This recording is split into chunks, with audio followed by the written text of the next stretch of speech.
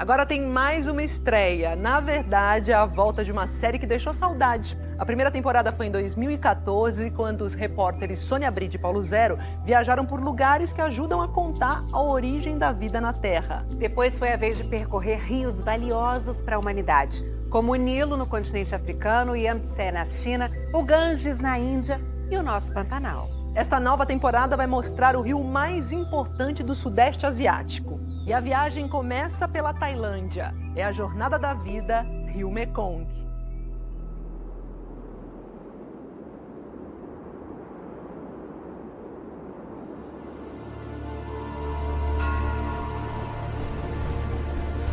Os 3 maiores rios da Ásia são filhos da mesma montanha.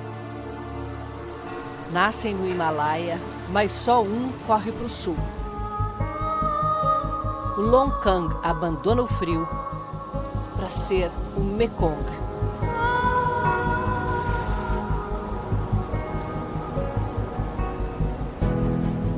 O rio que semeia a floresta tropical.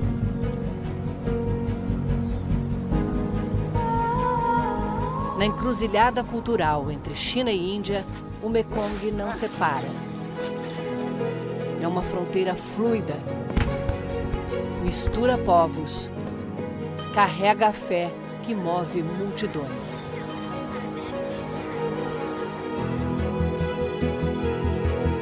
Riqueza e poder foram retirados de suas águas,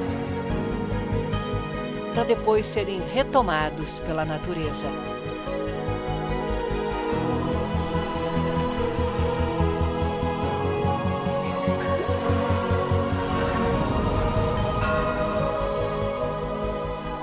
Nas terras férteis irrigadas pelas inundações, povos foram se estabelecendo, domesticaram plantas e desenvolveram técnicas para uma agricultura extremamente produtiva. Impérios surgiram e desapareceram.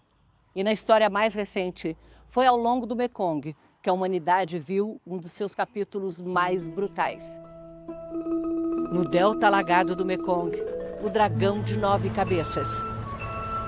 Um mar de fartura e de beleza. A jornada da vida, Rio Mekong.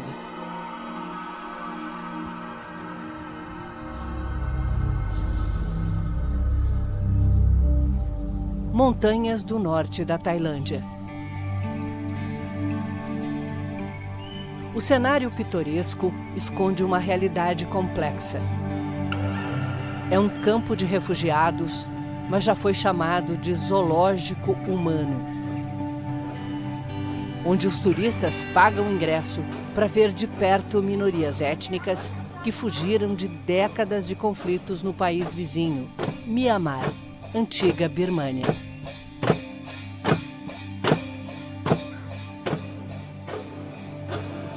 No pequeno espaço, dividido em vilas, vivem 6 etnias, com costumes, religiões, tradições diferentes. Os Karen vermelhos. As mulheres levam no rosto uma delicada maquiagem que reluz como ouro, mas é feita com a casca de uma árvore. Elas são conhecidas por uma tradição de mais de 1000 anos. Anéis de cobre dão uma impressão de pescoço alongado, mas são os ombros que aos poucos vão cedendo com o peso.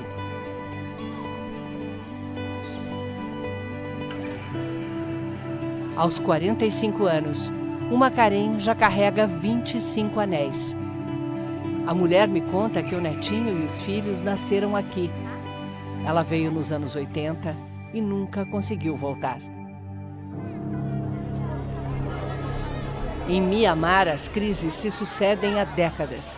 Disputas étnicas, perseguições a minorias, golpe de Estado e agora uma guerra civil. Hoje, milícias controlam regiões inteiras.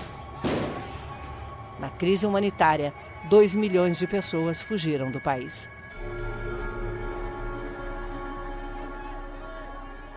Conforme o tempo vai passando e o conflito em Mianmar só se agrava, a situação desses refugiados também vai ficando mais difícil. É que as crianças nascidas aqui não têm acesso à cidadania de Mianmar, mas também não são reconhecidas como tailandesas. E assim, esse povo com uma cultura tão única vai se tornando um povo sem um lugar no mundo. Um povo apátrida, sem nação. Foi depois do golpe que a Modi cruzou a fronteira, acompanhada só do marido. Eles vieram direto para cá. Era difícil viver em Mianmar porque eu morava nas montanhas. Você sonha voltar? Não, lá não é seguro. Não quero voltar. Modi recebeu os primeiros anéis aos 5 anos. Os anéis provocam dor? Não, uso desde criança e já me acostumei. Depois de adulta, ela só teve os anéis retirados uma vez, quando teve que fazer uma cesariana. A filhinha de 3 anos já tem anéis no pescoço. Foi você quem decidiu colocar os anéis nela? Ela me viu usando os anéis e quis usar também. Mas eles saem com facilidade. Tem dias que ela não quer usar e eu tiro. Você não se incomoda com turistas chegando e saindo o tempo todo e tirando fotos? Não, não. Eu me sinto feliz.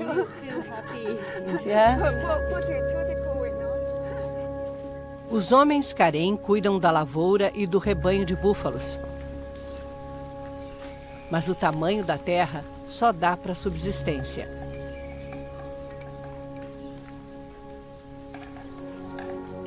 São as mulheres que ganham dinheiro vendendo para os turistas o artesanato que produzem.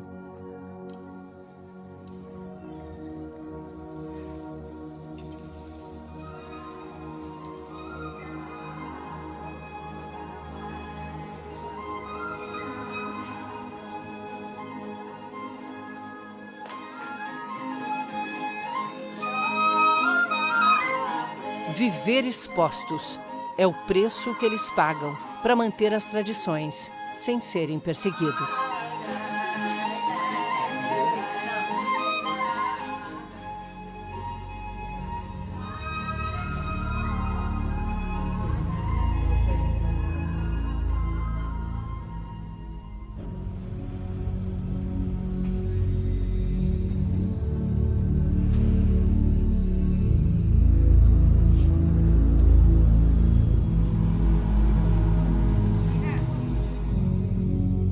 Esta imagem de Buda é a primeira coisa que muitos refugiados veem ao cruzar a fronteira nesse ponto do rio Mekong.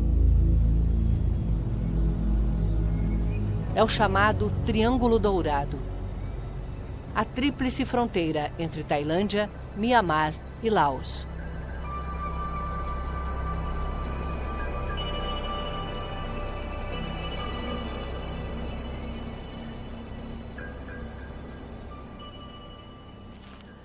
E isso é o mais próximo que a gente vai chegar de Mianmar. É que toda essa parte do país aqui, na beira do rio Mekong, está dominada por um dos grupos armados que se opõem ao regime militar.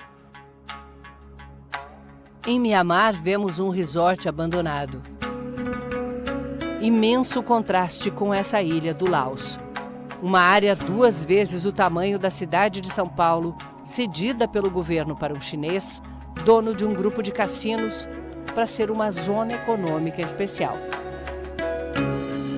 Milhares de chineses visitam os cassinos, mas jornalistas são proibidos de entrar. Na prática, essa ponta dos cassinos se transformou num território fora do alcance das leis de qualquer país. O jogo aqui aconteceria legalmente, mas há suspeitas de que esse território se transformou num lugar seguro para a prática de outros crimes internacionais, que vão desde o tráfico de pessoas e animais, golpes digitais, ao comércio de uma droga que define essa parte do planeta há séculos. Ópio. Do lado tailandês, um museu peculiar guarda a memória de quando o ópio produzido aqui financiava guerras e revoluções por toda a Ásia. Minha mãe viu vilas queimando e corpos boiando no rio. Mãe e filho reuniram uma vasta coleção de apetrechos que contam como a produção de ópio ditou destinos durante séculos. Está acontecendo de novo. Eu temo que sim. Em Mianmar? Sim, em Myanmar. Desde o golpe militar, Mianmar se tornou o maior produtor de ópio do mundo, segundo a ONU. Lado tailandês da fronteira, a quase 2.000 metros de altitude, plantações de chá ajudam a colher paz. O cultivo foi introduzido aqui há mais de meio século como estratégia do rei da Tailândia para erradicar as plantações de papoula. A região de Mae Salong vive um boom de prosperidade. A mão de obra, na maioria, é da etnia Hakka, refugiados de Mianmar.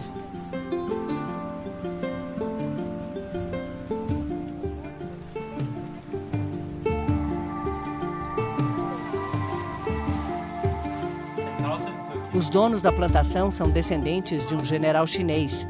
Eles foram pioneiros no cultivo orgânico de chá oolong, uma variedade mais valorizada. Os orgânicos vendem bem e o preço é bom para a gente. A gente gosta de ser orgânico. São os refugiados que também trabalham na seleção das folhas, secagem,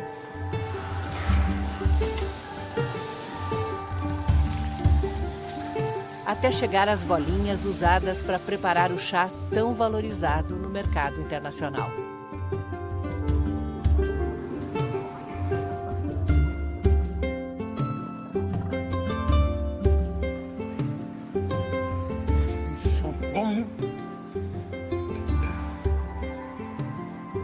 Very good. A gente exporta para França, para Alemanha e Estados Unidos. USA. E temos a nossa própria marca aqui na Tailândia. Own brand in Thailand.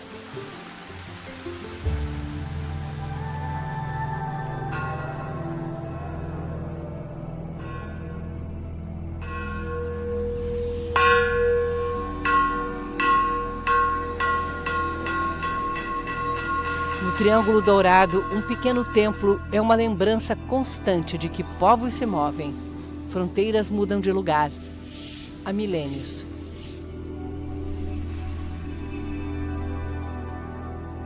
O Buda de Esmeralda. Já passou por 5 reinos, como amuleto ou espólio de guerras. O original foi levado para Bangkok, mas uma cópia feita de jaspe, uma pedra semipreciosa, é venerada no templo de Chiang Rai.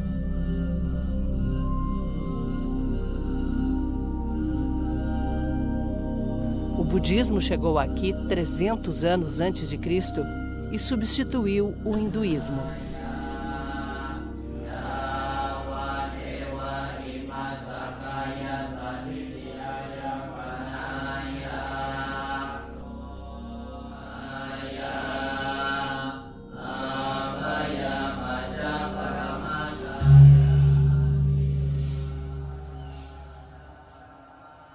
As relíquias dessa história ainda estão sendo descobertas.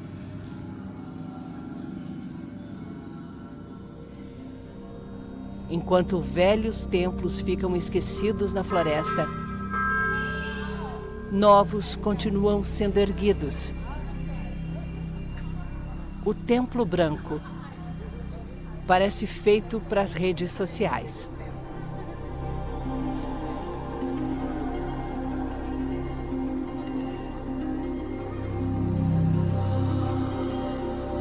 Para entrar, é preciso atravessar essa ponte sobre as tentações.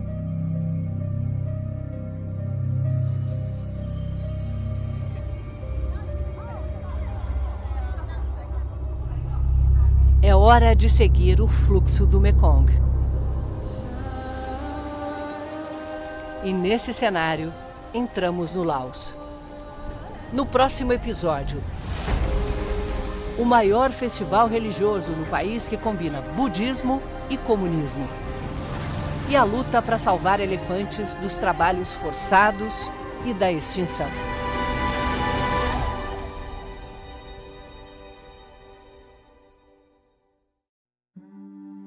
Chegou a hora de retomar nossa viagem pelo Sudeste Asiático. Hoje vamos navegar pelo Laos. Os repórteres Sônia Bride e Paulo Zero visitaram o país durante um festival imponente que une budismo e patriotismo. Você também vai conhecer um santuário que resgata e recupera elefantes submetidos a trabalhos pesados.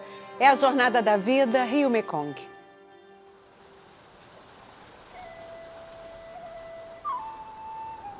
Norte do Laos. O Mekong serpenteia no seu último trecho entre as montanhas. Os camponeses se apressam em cultivar as margens, expostas pela seca. A água rasa desafia os navegantes.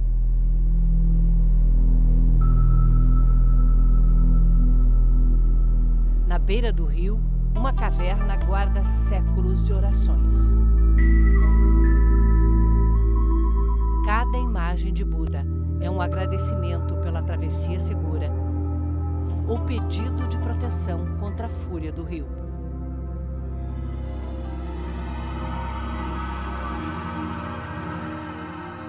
A Jornada da Vida, Rio Mekong.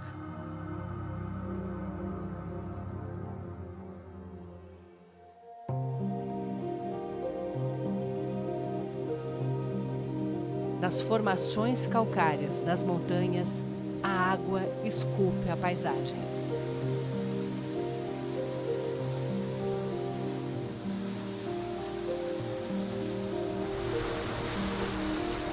Cava terraços.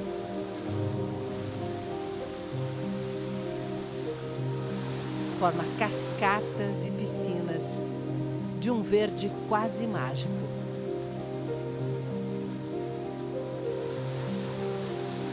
A Cachoeira de Quan Si é uma das maiores atrações turísticas do Laos.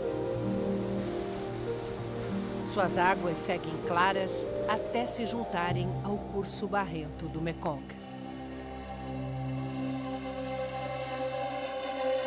Esse paraíso natural está sob pressão. Represas estão alterando o fluxo do rio. São 102 usinas já em operação na bacia do Mekong. 67 só aqui no Laos. Com essas represas, o Laos quer se transformar na bateria do Sudeste Asiático, ter energia para exportar.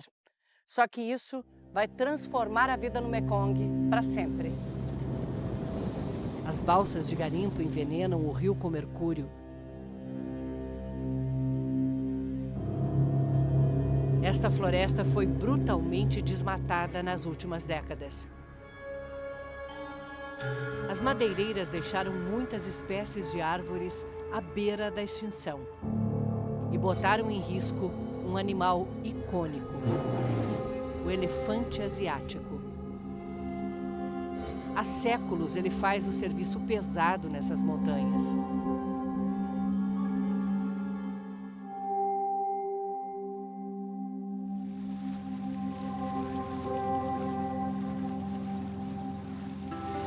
Mandalau.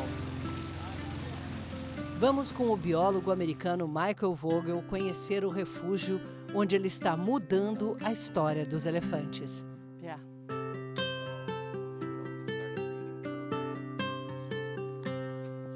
Ó, essa aqui é uma banana dupla para você, ó. Dupla.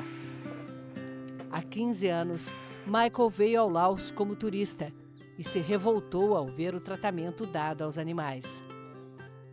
Tinham elefantes acorrentados, montados para passeios. Estava claro que os bichos eram explorados por dinheiro. Aí nasceu a ideia de criar o Mandalau. Michael começou resgatando elefantes velhos e doentes. Essa fêmea estava completamente cega do olho direito. Aparentemente, alguém machucou ela com uma corrente. Like a chain or something.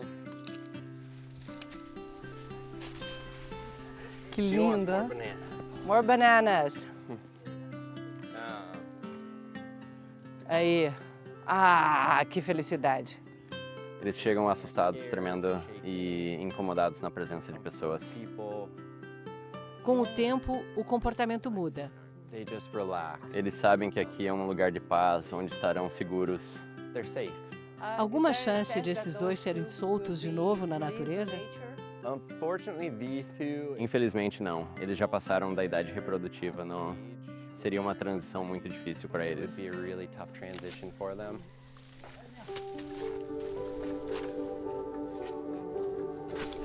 Aqui eles ficam soltos e volta e meia se aventuram nas plantações ao redor. Mas o santuário indeniza qualquer dano causado aos camponeses. No caso do Mandalau, eles assumem a responsabilidade e dialogam com as pessoas afetadas. Aqui, a memória de elefantes como animais livres desapareceu. No passado tinha tigres e ursos por aqui, mas nenhum elefante. Tigres? Só no tempo dos meus pais, mas por causa do desmatamento e da caça, eles desapareceram. E não tem mais florestas hoje em dia, então os animais grandes foram embora.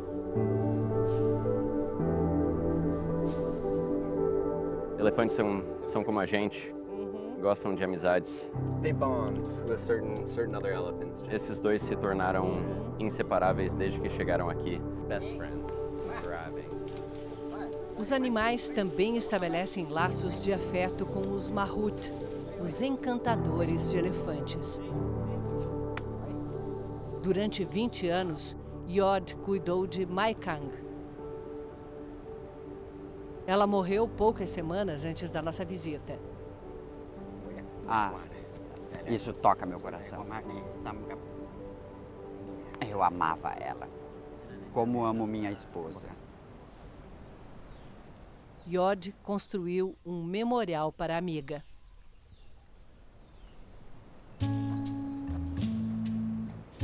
Mas os elefantes não vêm aqui para esperar a morte, e sim para viver uma vida livre em segurança. Aprender a ser selvagens de novo, a lidar com o terreno montanhoso.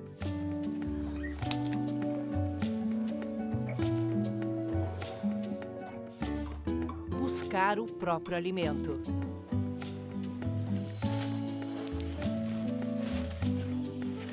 Desde que a bebê Bonsápio foi resgatada, a jovem Lam está aprendendo a ser mãe. O Laos já foi conhecido como a terra de 1 milhão de elefantes, mas hoje só tem 300 elefantes vivendo livres na floresta. E esse bebezinho aqui e a mãe adotiva dele são a esperança de aumentar essa população. Elas vão ser levadas para uma grande área de floresta ainda intacta, onde já vivem 25 elefantes selvagens. Eu não acredito que elefantes devam viver em cativeiro.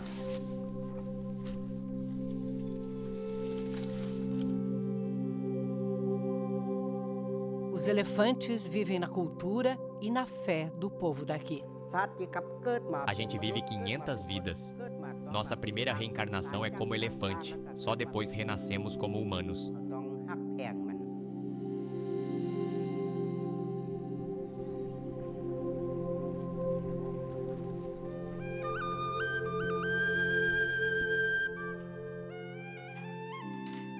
Não há um dia em que o sol se levante no Laos sem esse ritual.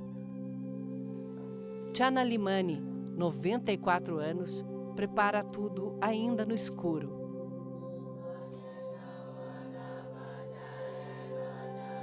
Antes de vê-los, já ouvimos os cantos. Os monges dos templos vizinhos vêm em grupos para receber os donativos do dia.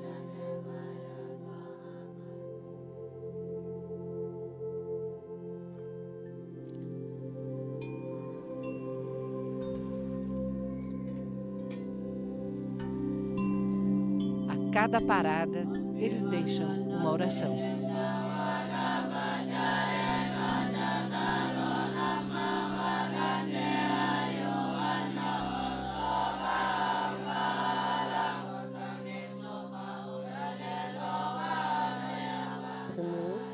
Cozinho tudo à noite e quando eu acordo, organizo as marmitas.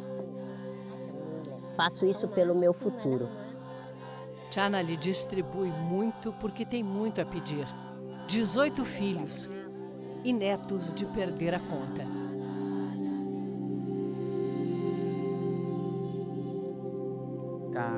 O ciclo da vida depende do karma. Por exemplo, se uma pessoa é rica, tanto no sentido material como espiritual, pode ser por causa da bondade e da generosidade praticadas na vida anterior.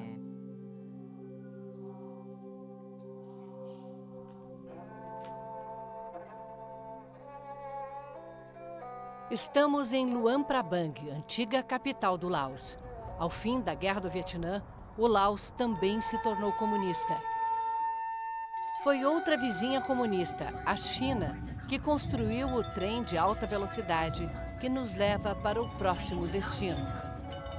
Monges do país inteiro vão para um grande encontro na capital, Vientiane. Na maioria dos países onde os comunistas chegaram ao poder, as religiões foram perseguidas, muitas vezes proibidas, mas não aqui no Laos. Aqui o budismo é tão forte, tão entranhado na cultura popular, que o Partido Comunista vai além de tolerar a religião.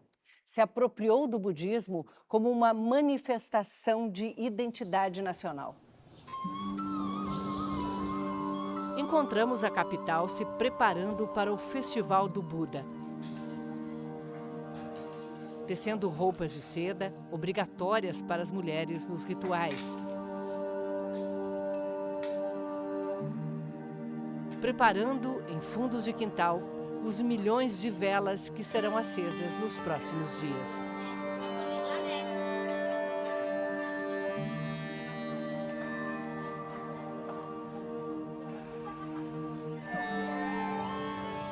As irmãs Pumin chegam cedo.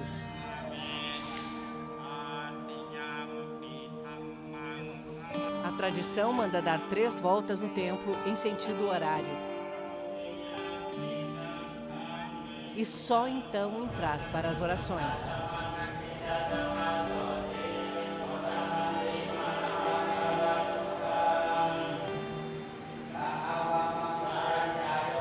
Ao anoitecer, chegam grupos de estudantes, colegas de trabalho, amigos. A oração ganha jeito de festa.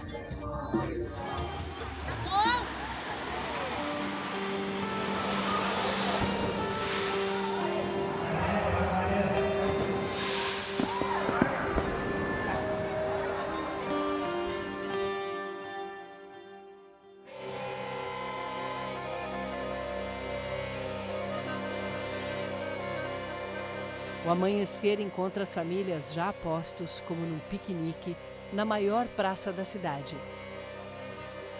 É uma versão gigante da doação aos monges. Nesse dia, eles é que se posicionam para receber as doações em 4 quilômetros de mesas montadas na praça.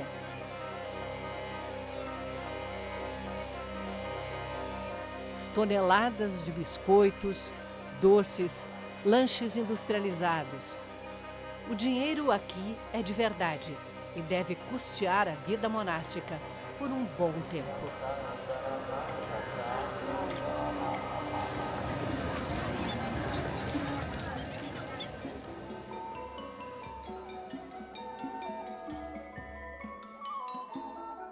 A cerimônia é seguida de um clássico. Partida de hóquei, o time do governo contra o time do povo. Emoção embalada pelos tambores e a narração calorosa ao vivo.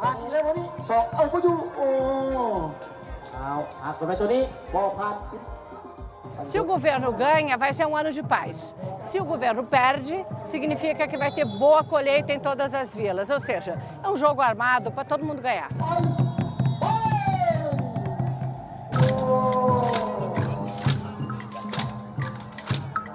A festa agora é ao redor da estupa de Pathat Luang, onde eles acreditam que estão relíquias, parte dos ossos e cabelo do próprio Buda. Soltar passarinhos traz bom karma, mas não se fala no karma ruim de quem os aprisionou para serem soltos. Os grupos de peregrinos se organizam para dar voltas na estupa. Primeiro fora, depois dentro.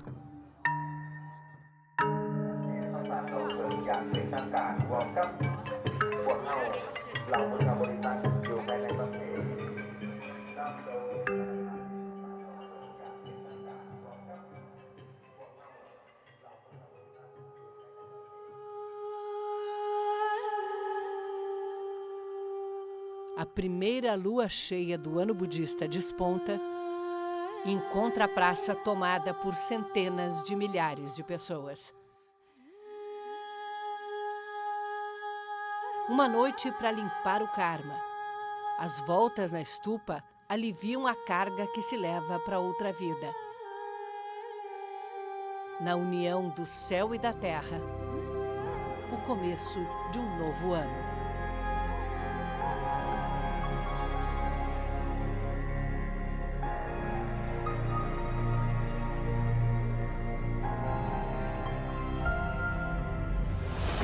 No próximo episódio, o Império Khmer teve a maior metrópole do período antes da Revolução Industrial, até perder a batalha contra a natureza.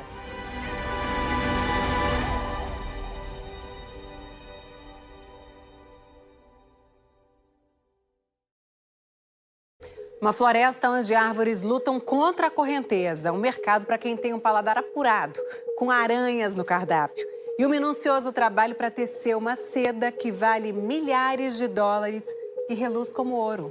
Atrações que os repórteres Sônia Bride e Paulo Zero vão mostrar numa expedição pelo Camboja. O país tem uma história recente marcada pela violência e vive hoje um forte resgate da identidade nacional. É a Jornada da Vida Rio Mekong.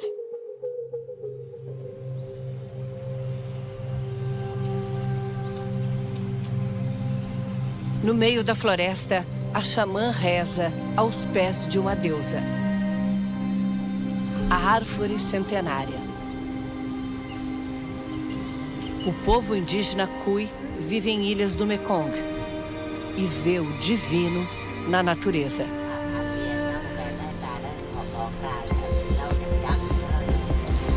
Mas seus deuses estão sendo mortos. Seus corpos imensos tombados. Ou em pé, se decompondo aos poucos, como fantasmas que se recusam a abandonar uma casa destruída.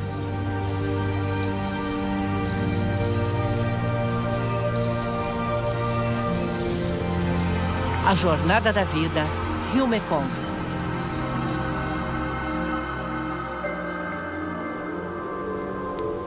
Na fronteira do Laos com o Camboja, o Mekong se abre num emaranhado de canais com milhares de ilhas. Essa região recebe em cheio o impacto das represas rio acima.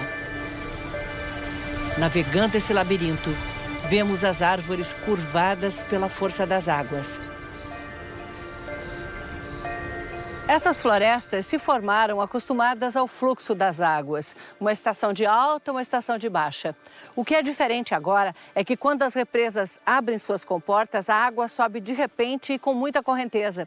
Isso arrasta a areia, expõe as raízes e aos poucos essas ilhas vão desaparecendo. As grandes árvores têm seus dias contados. Durante décadas tinha árvores assim na minha vila. Elas não existem mais. As árvores protegem animais e peixes. Agora que a floresta se foi, eles também se foram. Por fim, a vila onde ela cresceu também se foi. Dorn Shorvi nos leva à aldeia Kui, onde a xamã pede que os deuses não morram. A água sobe e desce tão rápido que os pescadores não conseguem mais peixes.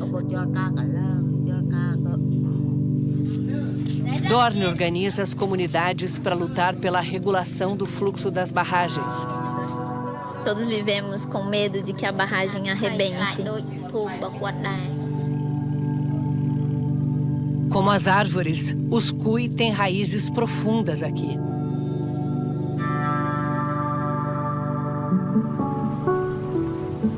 A mais rara e fugidia das criaturas do Mekong.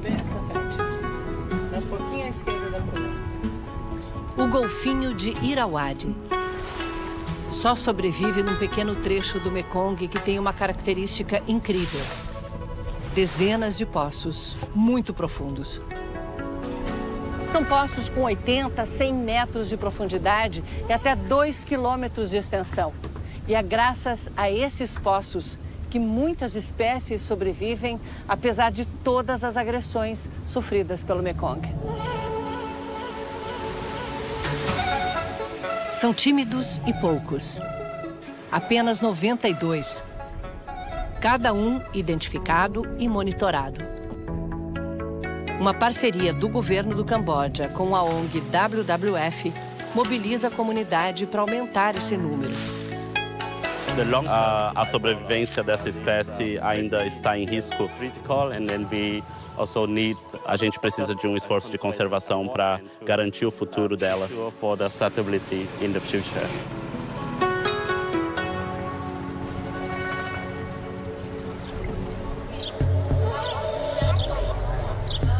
Perto da capital, um mercado de petiscos nada convencionais.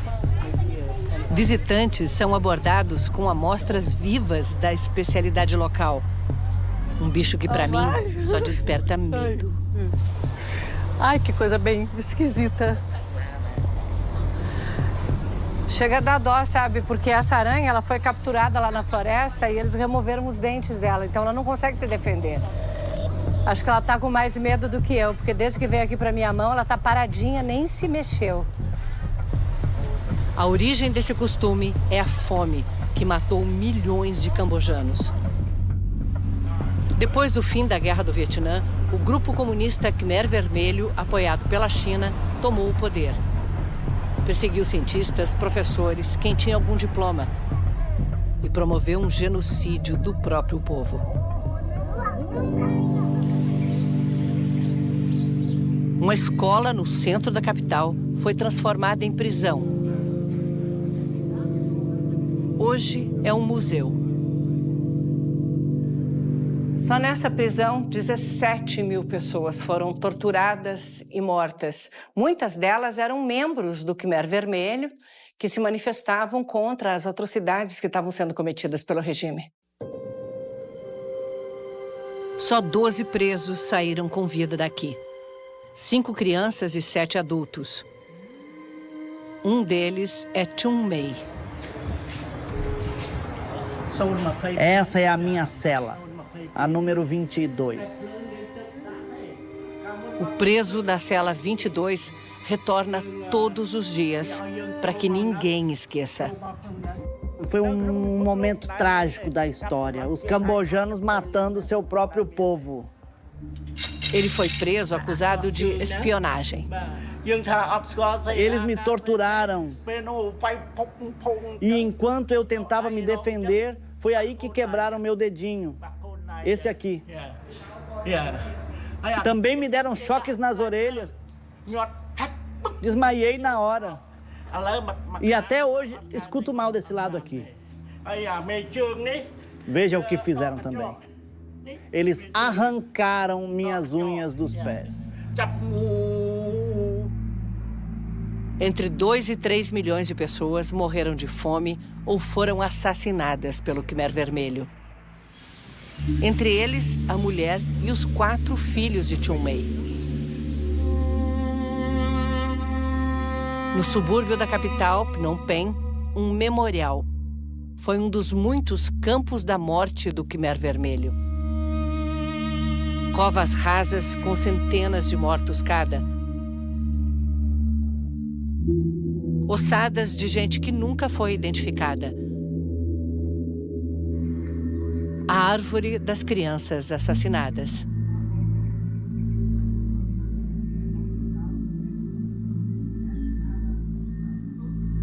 Se a gente esquecer o passado, pode estar encorajando a repetição dos mesmos erros. Há 30 anos, o Camboja vive uma monarquia constitucional com parlamento eleito e tenta refazer o tecido social rasgado pela violência. Minha tia, meu tio, meu primo, todos foram mortos durante o Khmer Vermelho. A família de Sofia fugiu para a França. Jovem, ela foi trabalhar nos campos de refugiados cambojanos. E quando eles voltaram para casa, Sofia foi junto. Foi importante voltar e ser parte da reconstrução do Camboja e descobrir o meu destino.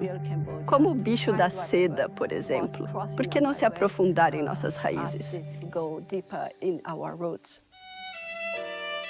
A metamorfose do bicho da seda é mais que uma inspiração. Ele tece os fios,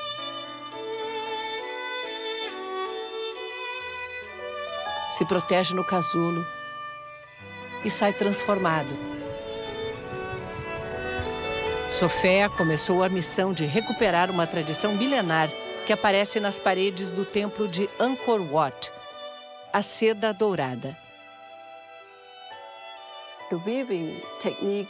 A técnica, muito sofisticada, era usada para vestir reis e rainhas.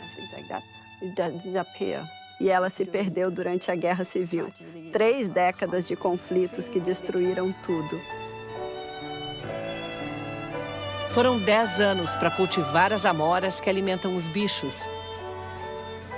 Resgatar técnicas ancestrais de puxar o fio.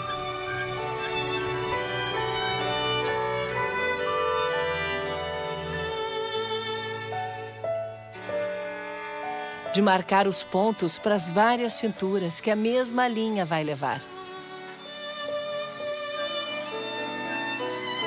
E aí, ver surgir os padrões desejados.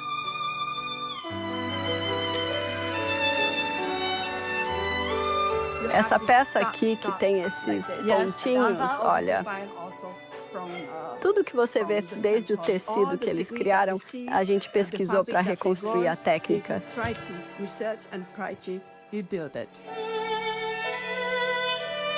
O último passo foi treinar mulheres que passam a ser as guardiãs do conhecimento ancestral e transformar a vida dessas artesãs. Tive de sair da escola porque meus pais não tinham como pagar. Não tínhamos terra e nem casa. Trabalhando aqui, consegui comprar um terreno e construir uma casa para eles. Agora me casei e estou economizando para educar meus filhos e ter minha própria casa. São meses para produzir uma única peça vendida por centenas até milhares de dólares. Trabalho tão raro que está exposto num dos museus mais importantes da França.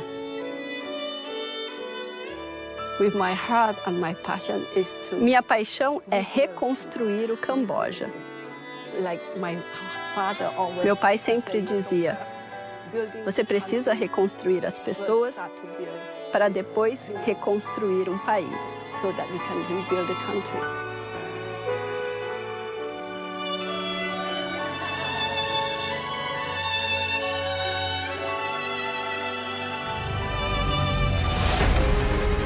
No próximo episódio, chegamos ao Vietnã, o delta fértil do Mekong e a busca pela natureza perdida.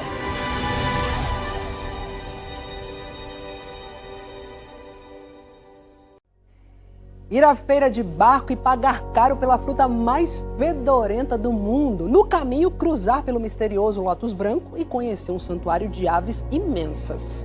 Tudo isso e muita história na etapa de hoje da nossa viagem pelo Sudeste Asiático.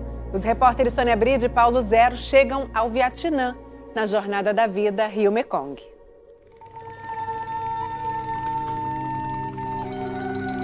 O delta do Mekong.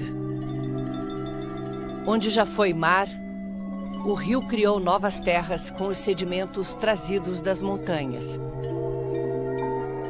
E se abrem tantos braços que é chamado de dragão de 9 cabeças. A Jornada da Vida Rio-Mekong.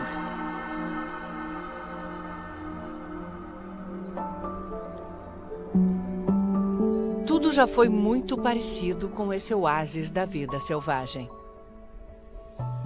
A natureza aqui é obra humana. Foi cuidadosamente restaurada para abrigar as aves.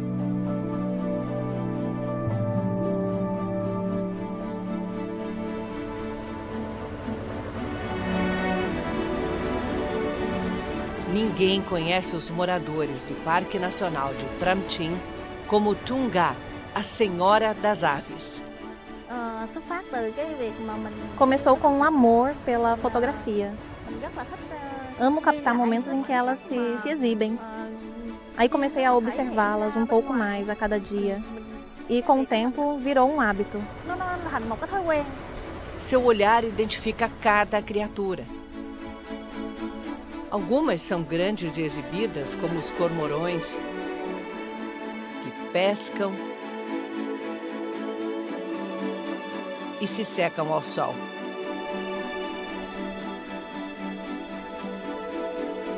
Ou os frangos d'água. Eles buscam alimento saltitando entre as nenúfaras.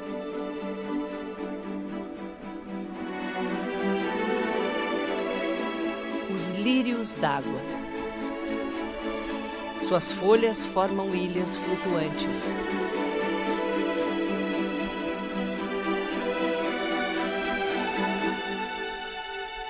Aqui nasce o raro lótus branco.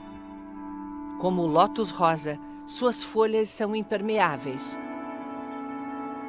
As gotas de água ficam dançando sobre elas até desaparecerem.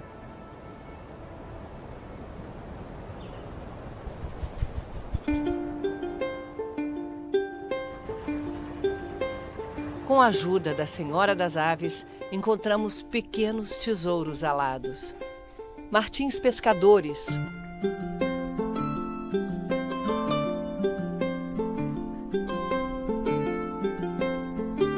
Abelharucos. Grandes bandos de garças. O parque é cercado de diques que permitem regular o nível da água. Durante muitos anos, foi mantido alagado. Só que em vez de se recuperar, o que restava da natureza começou a morrer. Eles mantiveram o nível da água no parque bem alto para prevenir contra incêndios. Isso deixou a água poluída e degradou o habitat. A intenção era boa, só que com a água sempre alta, toda essa paisagem acabou sendo dominada por essa plantinha aqui, ó, uma espécie de junco. E esse junco acabou sufocando uma outra planta super importante, que é essa aqui. É um arroz selvagem, nativo aqui da região. Há milhares de anos, os primeiros agricultores domesticaram essa planta e assim a gente chegou ao arroz que a gente consome hoje. Nessa outra aqui dá até para a gente ver os grãozinhos de arroz já se formando. Pois esse arroz é o alimento das aves. E agora que as águas voltaram a oscilar, voltou o arroz e as aves também estão voltando. Agora a água oscila como deveria. E o espaço para o arroz selvagem é aberto pelos camponeses, que fazem do junco uma fonte de renda. E o resultado chegou voando. O Grow Antigone. Das aves que voam, é a mais alta de todas. Qual foi a sua reação quando os Grows voltaram? É como se o verdadeiro dono deste parque tivesse voltado. Para quem trabalha com conservação, não tem alegria maior.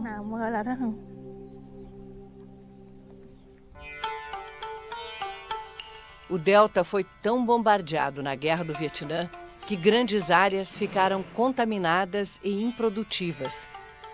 O aumento da produção de arroz foi uma prioridade nos tempos de paz. Hoje, o delta é uma imensa monocultura.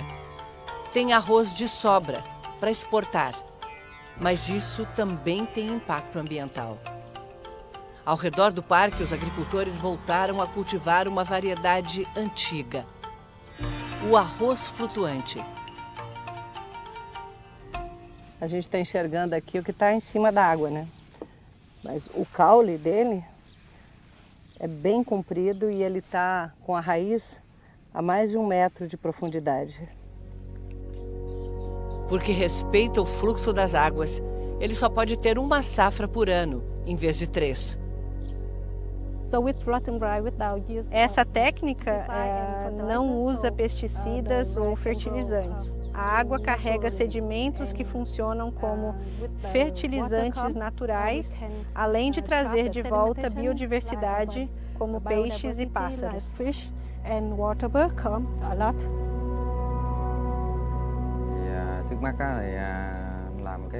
Algumas pessoas disseram que eu estava maluco, que não tinha sentido. No começo era só um hobby, mas depois comecei a estudar e percebi que estava fazendo algo novo e bastante desafiador.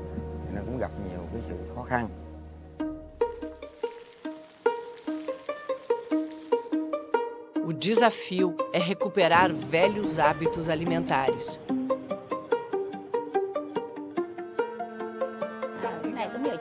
Nem os meus filhos conheciam esse arroz. Eles dizem que esse arroz aqui não é tão popular porque ele é um arroz soltinho. Esse aqui é o soltinho deles, ó. Porque o arroz grudado é grudado mesmo. Esse arroz é também mais saudável, cheio de vitaminas. E é possível criar peixes no arrozal. Os peixes entram na cheia, engordam e antes da vazante, os vietnamitas usam suas habilidades no manejo da água para pescar. A cada ano, a variedade de peixes produzidos assim aumenta. Lá em casa, a renda subiu de 20% a 30%. A fartura de peixes é posta para secar e garante proteína por longos meses. No delta do Mekong, a qualquer momento, o trânsito pode ser interrompido. Os patos têm preferência, e não são poucos. Mais de 20 milhões. Eles passam o dia nas plantações, comendo larvas de insetos, limpando e adubando o solo. À tardinha, os pastores de patos levam seu rebanho de volta para casa.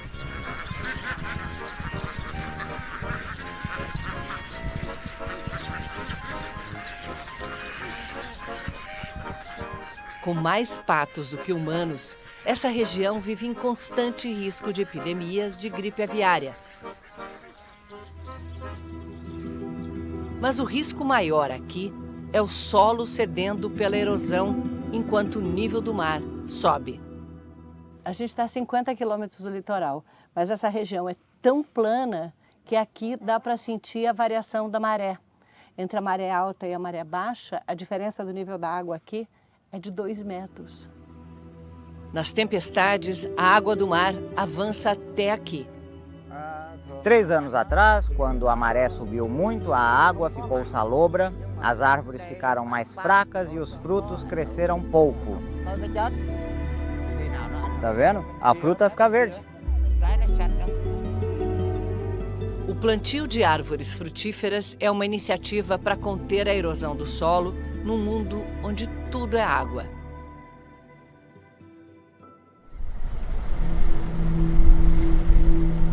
Às 5 da manhã.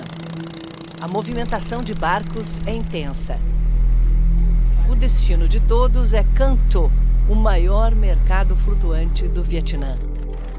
É uma feira, só que é uma feira que é dentro da água. Barcos com o café da manhã quentinho. Café! Cafezinho feito de um xarope concentrado, quente ou gelado. Uma embarcação encosta na outra e aí é fechar negócio. Ó, chegando uma barraca de frutas, eu adoro essa frutinha.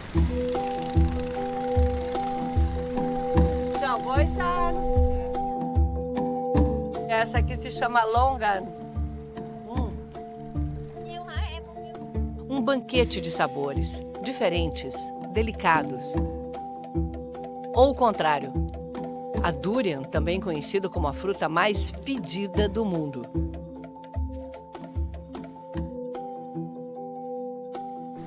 Ela tem um cheiro bem peculiar.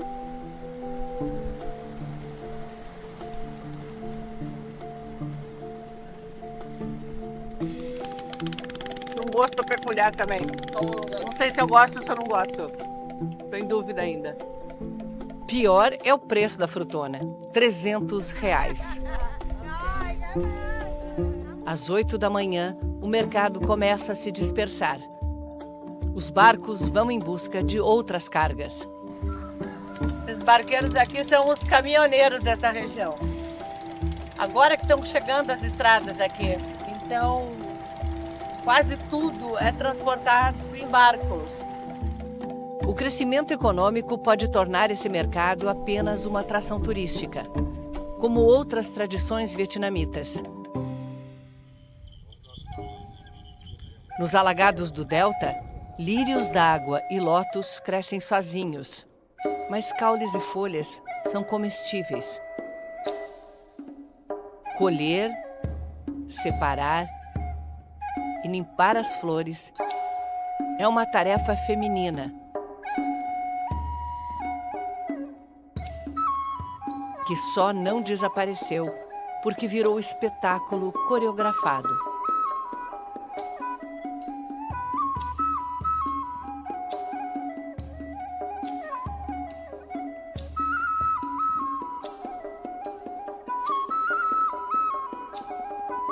Como o Vietnã, a colheita de flores se transforma para continuar a mesma.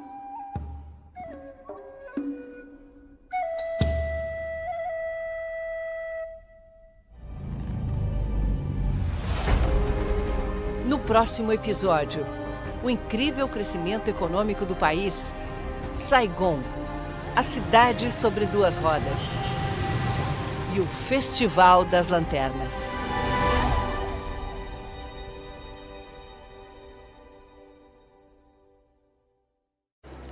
Um pequeno país do Sudeste Asiático vive uma era de prosperidade econômica 50 anos depois de vencer uma guerra contra a maior potência do mundo.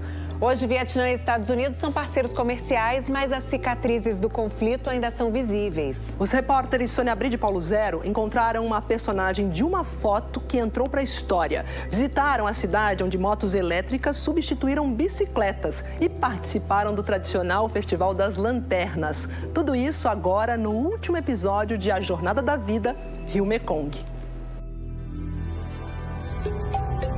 Bem-vindo à cidade de Ho Chi Minh, que você pode conhecer pelo nome antigo, Saigon. A mais rica do Vietnã e um símbolo do país, um dos que mais crescem no mundo. A Jornada da Vida, Rio Mekong.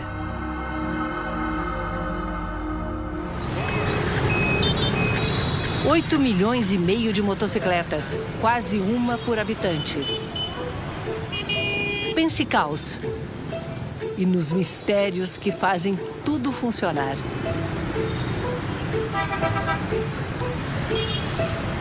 Para entender, só vivendo a experiência.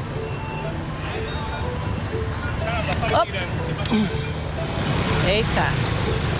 Eita, tem moto para todo lado. Uou! Uou! E agora, nessa confusão aqui, como é que a gente vai? Olha quanta moto na minha frente.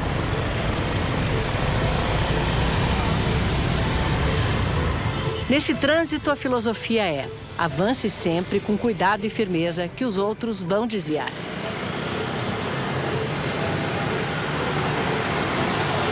Parece que todo mundo me ultrapassa aqui. Mas é de botar os nervos à prova.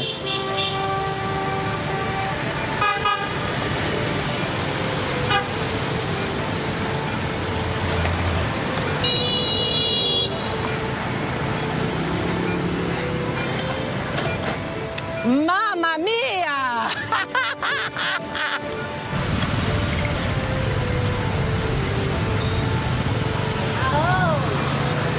A mulher me xingou.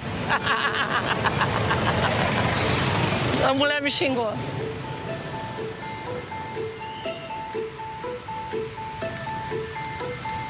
Em meio às cenas bucólicas em frente ao antigo palácio presidencial, o tanque de guerra.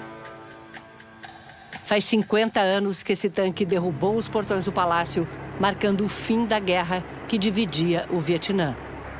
O norte comunista venceu o sul, que era apoiado pelos americanos. Os vitoriosos ficaram com 1 milhão de mortos e o país em ruínas. Ainda antes da retirada, os americanos já haviam perdido a guerra para a opinião pública. Essa aqui é a Rota Nacional 22, é uma das rodovias mais movimentadas do Vietnã. Mas há 50 anos era só uma estradinha rural. E lá no final dessa reta ficava uma vila. Pois foi exatamente nesse ponto da estrada que uma equipe de jornalistas cobrindo a guerra registrou a imagem que mudaria os rumos da história. A vila estava sendo bombardeada pelos americanos com napalm, bomba incendiária que chega a 2.700 graus. As crianças surgem correndo na estrada. Ao centro, uma menina, nua, o corpo queimado. Nas imagens aparece uma igreja, que ainda está lá. Paramos para pedir informações quando encontramos a senhora Ho Thi Yen. A dona da pequena lanchonete é uma das crianças da foto. É ela aqui, segurando o irmãozinho pela mão. Ho Thi Yen conta que estava abrigada na igreja com muitos parentes. Veio um aviso pelo rádio, talvez por engano, dizendo para todos sairmos do templo, porque ele ia ser bombardeado. Todos saíram correndo. Eu corri nessa direção e Kim Phuc correu para lá e foi atingida. Kim Phuc, a menina com as queimaduras, é prima dela. Kim Phuc correu junto com nossa avó, a mãe e o irmão dela. Por isso foi atingida na explosão. Ela gritava sem parar. E a dor das queimaduras com aquele calor todo era insuportável.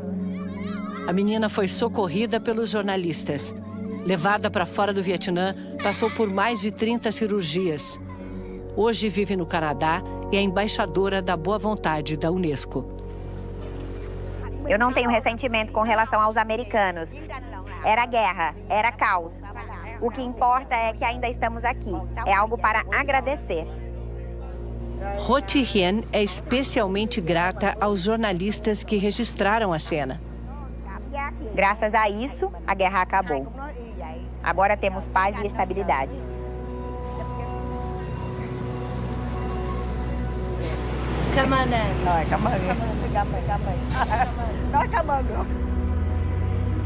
No fim da guerra, em 75, o Vietnã era um dos países mais pobres do mundo. Mas em 89 começaram reformas conhecidas como Doi Moi. Uma economia que permite os negócios privados, incentiva o empreendedorismo e tem uma forte mão do Estado. Um exemplo está nas ruas. Motos e carros dessa cor por toda parte. São táxis elétricos, privados, mas apoiados pelo governo para dar escala à indústria nacional. Qualquer cidade do Vietnã, você pode pegar esse táxi. É o mesmo carro, mesmo modelo, mesma cor, todos da mesma companhia. É esse carro elétrico, fabricado e desenvolvido no Vietnã. Made in Vietnã é uma nova tendência no comércio internacional.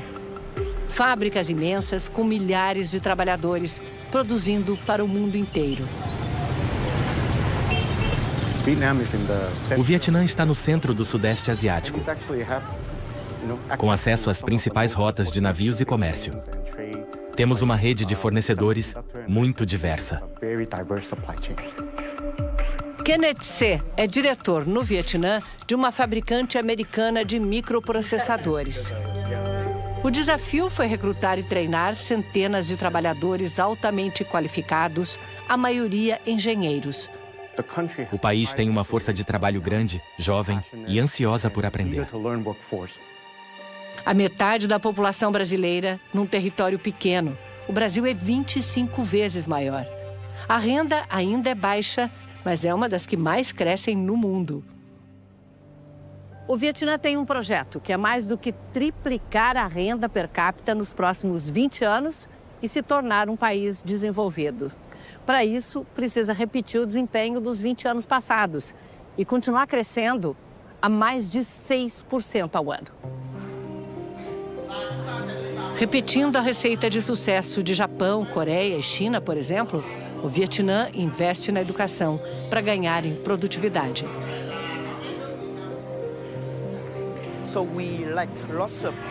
Temos muita falta de mão de obra altamente qualificada. Estamos nos esforçando para treinar mais e mais pessoas para atender a demanda. Mas tudo depende de como ficarão no futuro as taxas de importação do maior cliente, os Estados Unidos.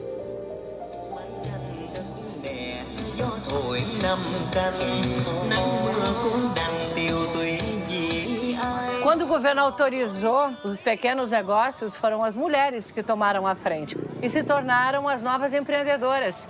No Vietnã, que começou a misturar o comunismo com o capitalismo. Bastavam o fogareiro e as cadeirinhas de plástico que marcam a paisagem da cidade. Nas noites quentes, os vietnamitas se encontram nas ruas. A comida mais popular é o pho, uma sopa com ervas frescas. Acredite, sopa quente é a reidratação perfeita nesse calor.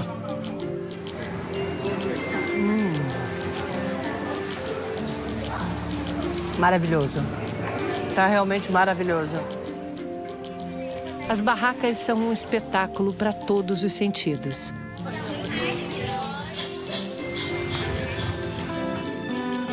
A cozinha vietnamita é um patrimônio nacional.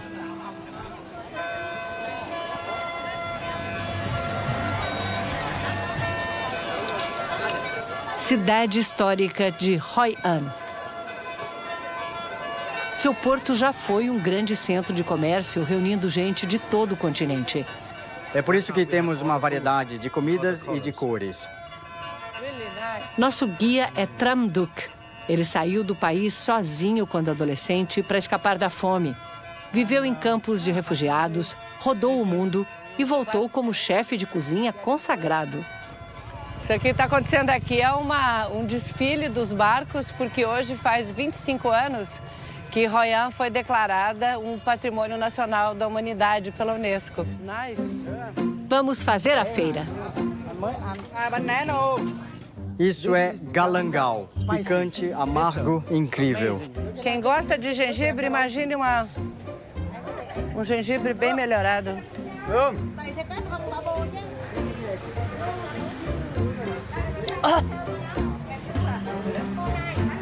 Ardido.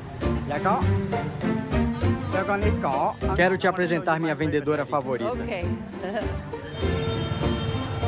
Tem 96 anos.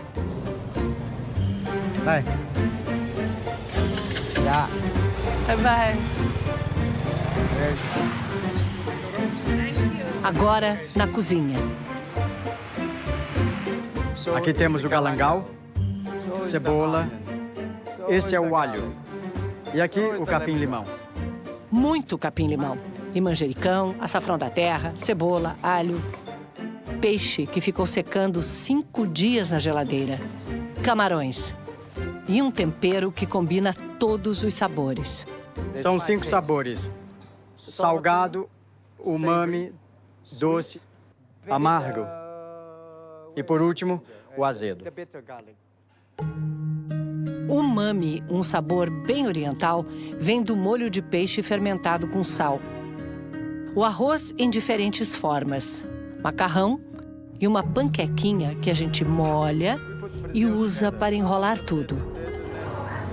Olha que coisa linda que fica esse enroladinho, transparente. Aí a gente põe no molhinho que ele preparou.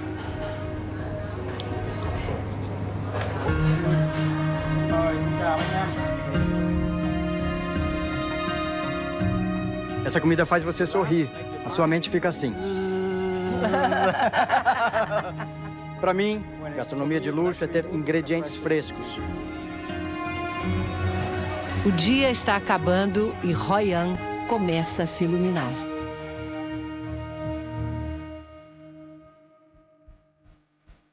A cidade das lanternas. A tradição começou com mercadores chineses que acendiam lanternas para marcar suas casas. Adotado pelos locais, o costume atravessa séculos.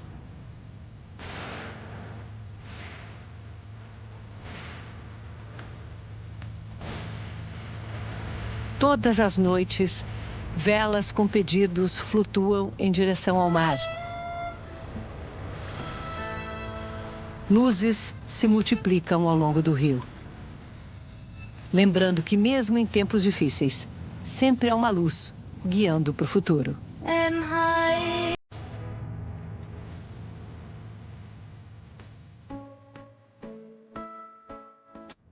Esta foi a Jornada da Vida, Rio Mekong.